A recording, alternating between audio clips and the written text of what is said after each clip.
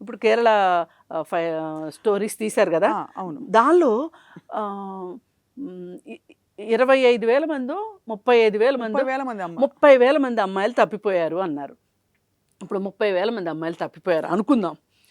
30,000 కేసులు నమోదు కాకపోవచ్చు.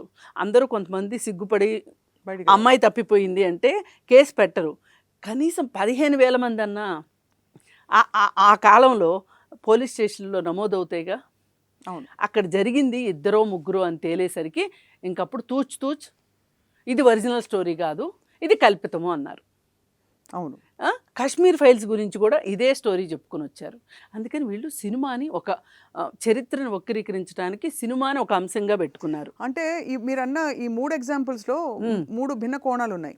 ఇక్కడ మొదటన్న RRRలో వాళ్ళిద్దరు సమకాలీకులు కారన్న విషయం నమోదైపోయింది కాబట్టి ఒక కల్పితంగా ఇద్దరు సూపర్ హీరోలు కలిస్తే ఒక కథ ఎలా జరుగుతుందో అని చూపించారని అక్కడతో సరిపెట్టుకోవచ్చు. కాదండి, ఇప్పుడు మనకు తెలుసు వాళ్ళిద్దరు సమకాలీనులు కాదని. ఈ సినిమా రోజుల్లో కొన్నాళ్ళు పోయాక పిల్లలు చూస్తే, ఇప్పుడు ఇంకా చరిత్ర అర్థం కాని వాళ్ళు, సినిమాలు అర్థం కాని వాళ్ళు కొన్నాళ్ళు పోయాక చూశారు అంటే ఏమనుకుంటారు? సీతారామరాజును కొమరం భీము ఇద్దరు కలిసే పోరాటం చేశారు అనుకుంటారు కదా. అసలు ఇంకొన్నాళ్ళు పోతే ఏమనుకుంటారంటే జూనియర్ ఎన్టీఆర్ అను రామ్ చరణే అసలు నిజమైన కొమరం భీము, అల్లూరు సీతారామరాజు అనుకునే అవకాశం కూడా ఉంది కదా.